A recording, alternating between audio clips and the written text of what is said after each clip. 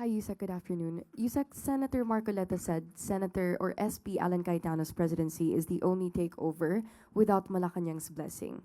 Your comment po.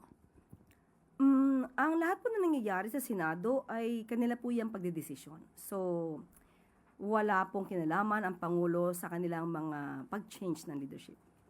But Yusek, in September 2025, when SP Soto took over Senator Cheese Escudero, President Marcos said, "I am confident." This time around, is he still confident in the leadership of the Senate? Hindi ko pa po natanong ang Pangulo. May follow-up lang po. Yusek, on another question, BSP Governor Remolona is now among the world's highest paid central bankers as COA report showed that his compensation increased to 52.76 million pesos last year, which is almost 50% increase since his first year in 2023. At sa number po na ito, 21.6 million pesos ay from bonuses. Ano po ang reaksyon ng palasyo dito? Sa ngayon po naman po kasi ay meron pong salary, meron tayong salary standardization law. Pero ang BSP po ay allowed po under its charter to set its own salary structure. Meron din pong RA 7653 or the New Central Bank Act kung saan po nagkakaroon po sila ng mga policy setting body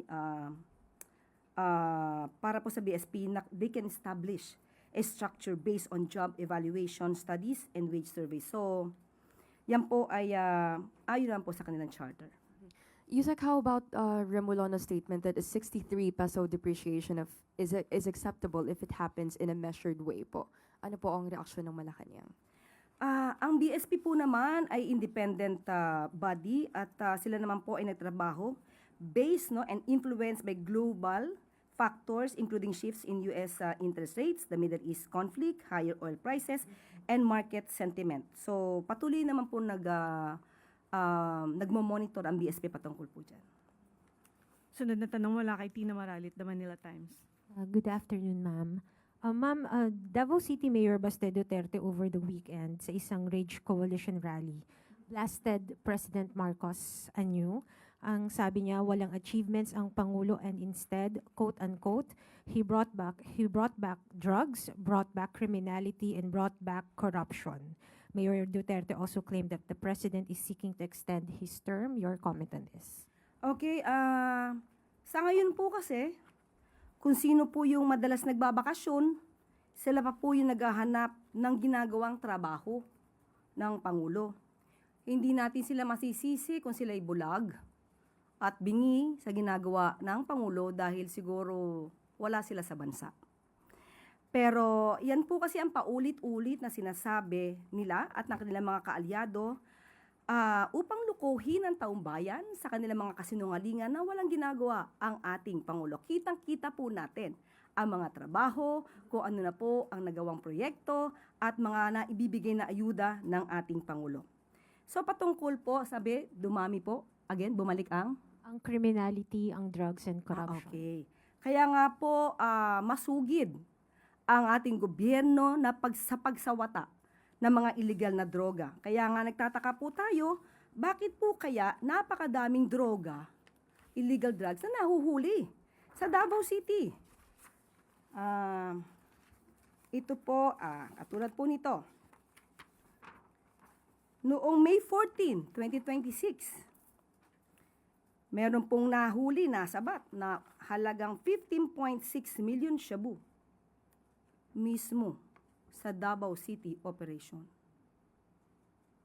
Hindi po ba sakop niya ito?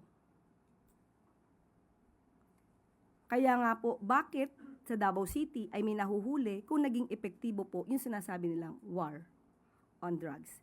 Sa ngayon po, wala po tayong EJK pero marami pong nasasabat ang ating mga law enforcers para po masawata ang illegal na droga. At patungkol po sa hindi nasawata ang korupsyon, patuloy po ang administrasyon na ito para panagutin ang dapat na managot. Ang isa po na umami na korap at nagnakaw sa pondo ng bayan ay nasa dahig na po. Ma'am, isa pa pong sinabi ni Mayor Duterte ay may umiiral daw po na quote-unquote undeclared martial law and alleged that dissent and political opposition are increasingly being suppressed by the Marcos administration. Your comment. Unang-una po, kayo po ang makakaramdam. Kayo ng mga taga-media, kung meron po ba mga implied martial law na nagaganap. Ang pagbibigay ng kalayaan at hindi pagsawata at hindi pagkitil sa mga taga-media at iba nating mga kababayan ng kanilang karapatan, lalong-lalo na itong freedom of the press and freedom of expression. Hindi po ito sinasawata ng Pangulo. Mas naramdaman ito sa panahon ni dating Pangulong Duterte. Marami ang mga taga-media na tumutol sa ginagawang pagkitil ng freedom of the press and freedom of expression sa panahon ni dating Pangulong Duterte. Salamat po. Sunod na tanong mula kay Alvin Baltasar, Radyo Pilipinas. Yusek, follow-up na rin doon sa mga naging statement ni Congressman Pulong. Ano pong reaction natin doon sa sinabi ni Congressman na zero balance daw ang Davao City for the past 4 years? And kinakailangan daw tingnan ito amid allegations sa kanya. At kung may question doon sa flood control and infrastructure project sa Davao City, sabi niya pamumulitin lang daw ito. Sa totoo, sabi po niya, di ba, umamin naman po siya na nagkaroon ng 51 billion pesos na inilaan para sa Davao City, para sa flood control projects. Pero ba't nga ba bumabaha pa rin sa Davao City? Pero kasinungalingan po ang sinasabing zero budget ang Davao City for the past 4 years. Ito po ang statement ng DBM. Representative Paulo Duterte's claim that Davao City has Davao City has zero budget for the past 4 years is not supported by the national government's released data. According to records for fiscal year 2023 to 2026 as of May 17, Davao City received at least 7.856 billion pesos in national government support for programs and projects. This includes national tax allotment. It will also include special shares, fire code fees, and regular operating requirements.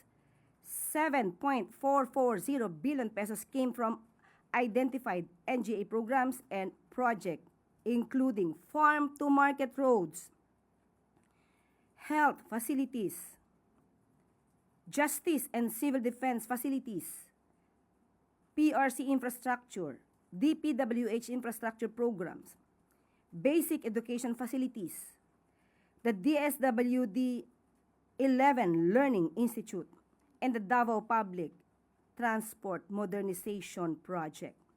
An additional 146.21 million pesos came from LGSF project type support, including financial assistance to LGUs, the Barangay Development Program, and the Green Program. So, hindi po totoo na walang budget or zero budget ang Davao City. Ang Davao City po ay isa sa mga syudad at isa sa mga area na talaga pong inaalagaan ng ng administrasyon at ng Pangulong Marcos Jr. Ito po, Yusek, from 2023 to 2026 po, ano? Yes po. Thank you po, Yusek. Sunod, follow-up question mula kay Chris Jose Remate. Ma'am, follow-up lang po yung kay Tina Maralit.